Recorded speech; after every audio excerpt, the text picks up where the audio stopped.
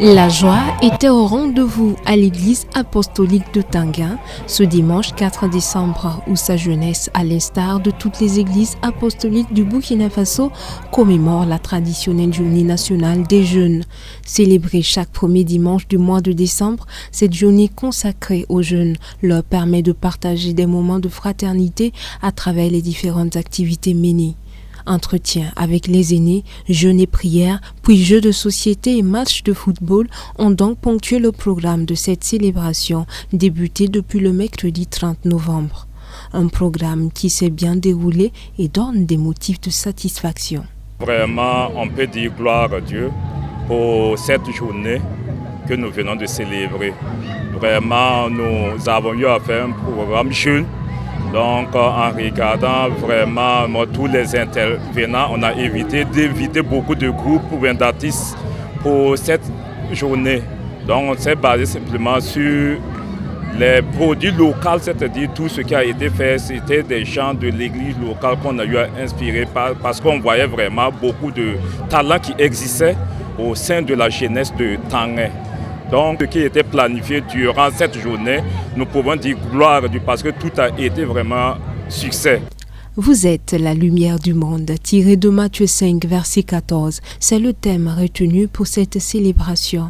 Un thème qui appelle la jeunesse à prendre ses responsabilités pour refléter la gloire de Christ dans un monde corrompu.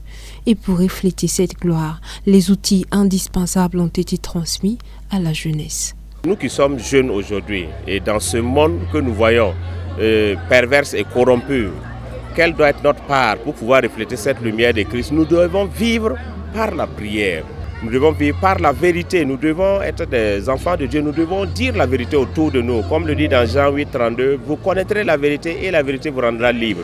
Nous devons encore, en plus de cette vérité, vivre par l'exemplarité. Parce qu'aujourd'hui, comme on le dit, ce que nous faisons, ce que nous sommes, parle plus fort que ce que nous disons. Et en quatrième point, nous avons dit que les jeunes doivent vivre aussi dans la solidarité. Nous voyons que tout ce qui se passe dans notre monde aujourd'hui, nous avons besoin de témoigner de Christ aussi à travers la solidarité. Et pour finir, nous avons dit, faire savoir que lorsque nous reflétons cette lumière, nous avons une bénédiction. Déjà, notre vie est une vie bénie et nous sommes comme un jardin arrosé. Voilà, donc nous avons voulu à travers ce message faire comprendre aux jeunes que nous devons en tout cas refléter Christ.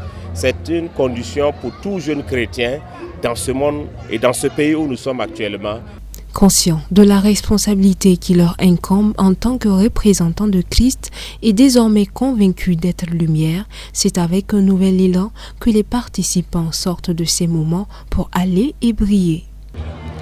À l'issue de cette cérémonie, nous sommes conscients que nous devons briller partout. Cette journée est une journée exceptionnelle pour nous, jeunes de l'église apostolique de Tanguin, de briller pour la bonne nouvelle. Un rendez-vous est pris pour le 3 décembre 2023, date de la prochaine édition, si Christ tardait à venir.